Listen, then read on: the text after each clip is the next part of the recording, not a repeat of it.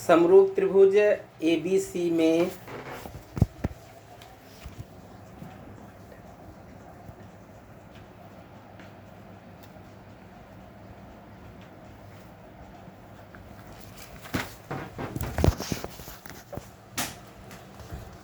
समरूप त्रिभुज ABC तथा DEF में एरिया त्रिभुज ABC अनुपात एरिया त्रिभुज DEF बराबर 4:7। AB 4 तो DE की लंबाई ज्ञात करो। तो अभी तक हम सब इस प्रश्न में समरूप देखते थे। तो दो समबाहु त्रिभुज हमेशा समरूप होते हैं। क्यों? क्योंकि उनके समबाहु त्रिभुज में प्रत्येक कोण 60 अंश का होता है। तो यानी संगत कोणों की जो तीनों जोड़ियां हैं वो सर्वांगसम हैं 60-60 अंश के। इसलिए जो है दो समबाहु त्रिभुज समरूप होते हैं। तो समरूप हैं तब आपको बताया था जैसे समरूप लिखे मिले तो एरिया आप करके आप लिखते हैं। तो त्रिभुज ABC तथा त्रिभुज DEF समबाहु त्रिभुज हैं दत्त। तो समबाहु जो है क्या होते हैं? समरूप होते हैं।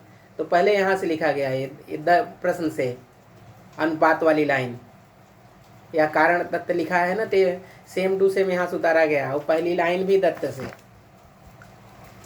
अब जहाँ अनुपात है वहाँ बटे लिख दिया गया।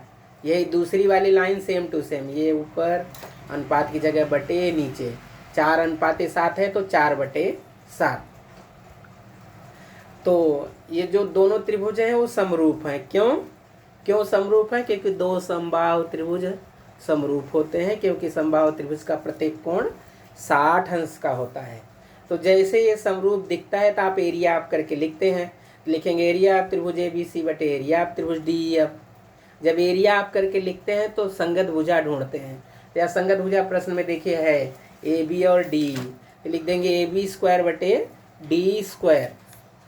या एरिया आप त्रिभुज ABC, ये ऊपर ये नीचे बटे का निशान, संगत भुजा इसकी AB इसकी DEF, तो स्क्वायर लिख दिया। समबाहु त्रिभुज के क्षेत्रफलों का, समबाहु नहीं समरूप त्रिभुज के क्षेत्रफलों का अनुपात, यहाँ रंग लिखा गया है उसको अभी करेक्ट करना है। यहाँ ये समरूप आएगा, अरे समरूप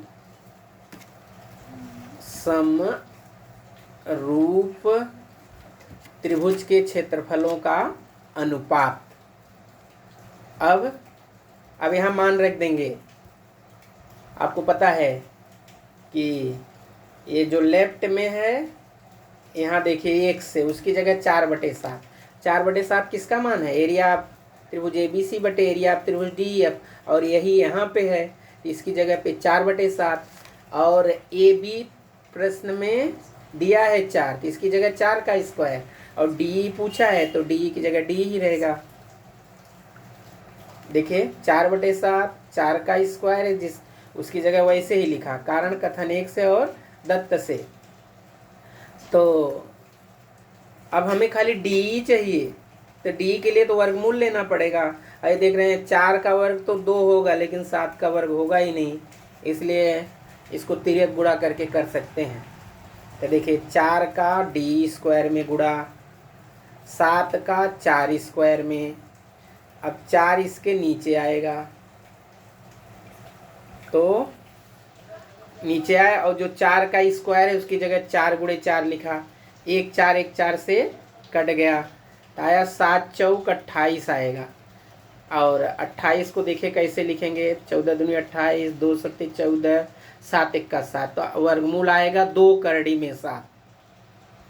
देखिए ध्यान से, या D² और ये 4 4 से कट गया है तो 4 × 7 और 7 चौक 28, वर्गमूल लेंगे तो 1 करड़ी में हो जाएगा।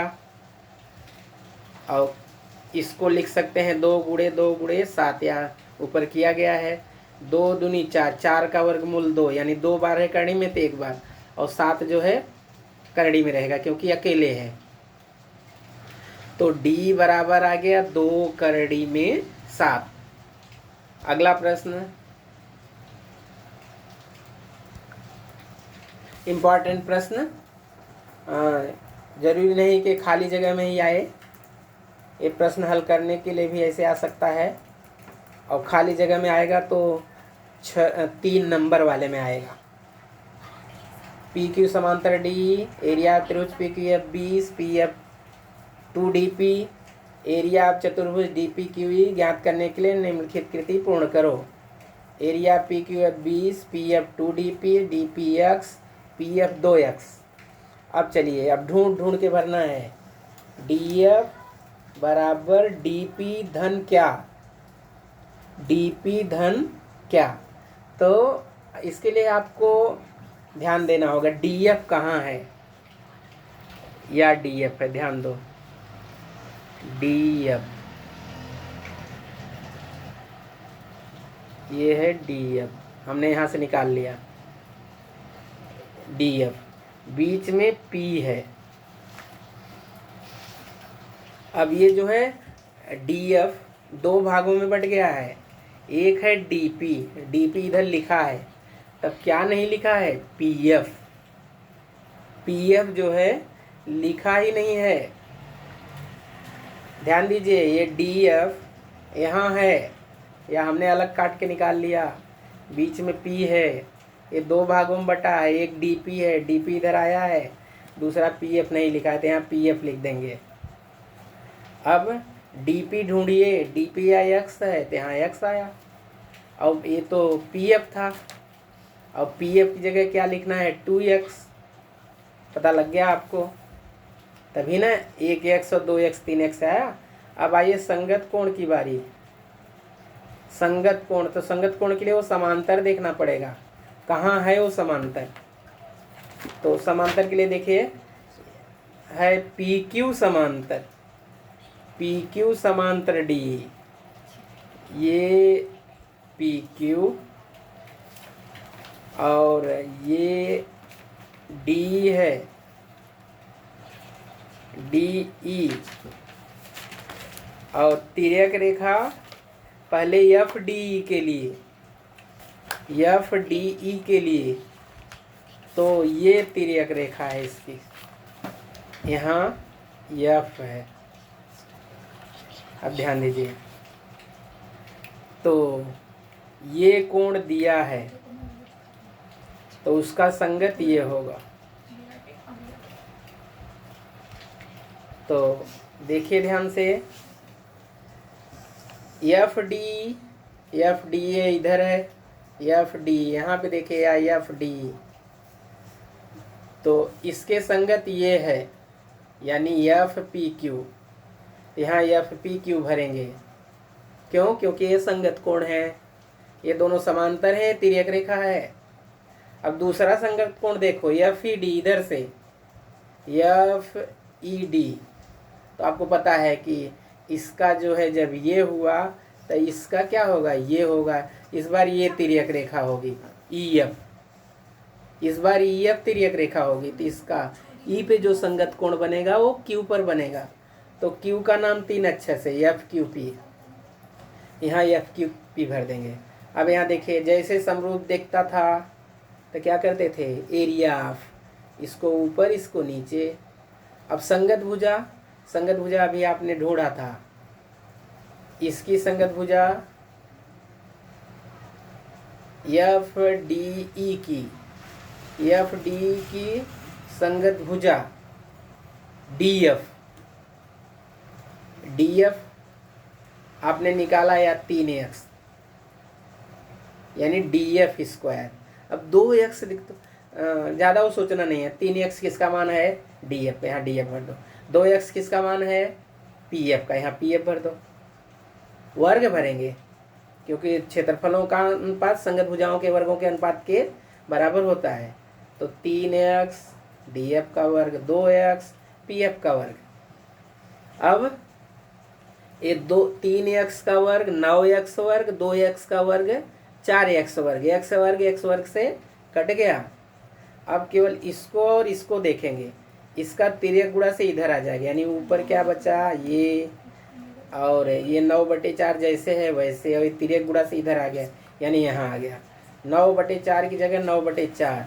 इसका एरिया प्रश्न में दिया है, या 20, यहाँ 20 भर देंगे। 4 पंजे 20, 9 पचे 45। अब एरिया ऑफ एफ डी अभी निकाले थे 45, इसका प्रश्न में दिया है 20, घटाएंगे तो 25। अब देखिए भरेंगे कैसे।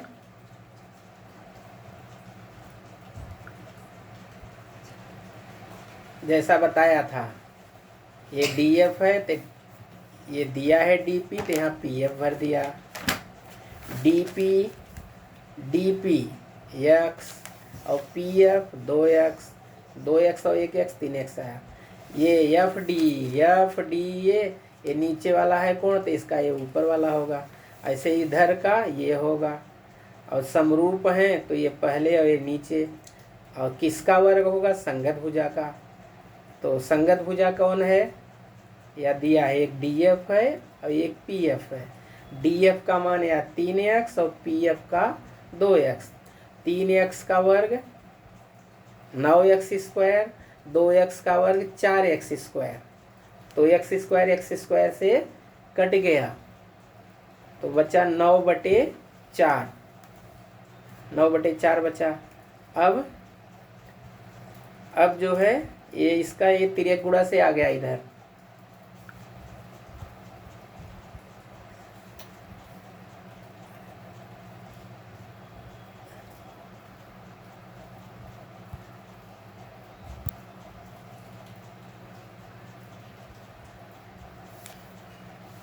हाँ, तो जैसा हमने बताया था कि ये इसकी जगह पे है,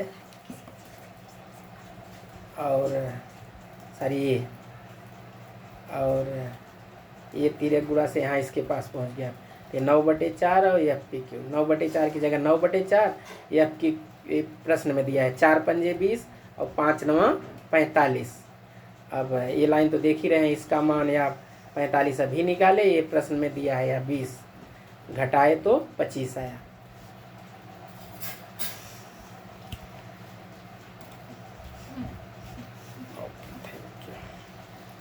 ये कहाँ है?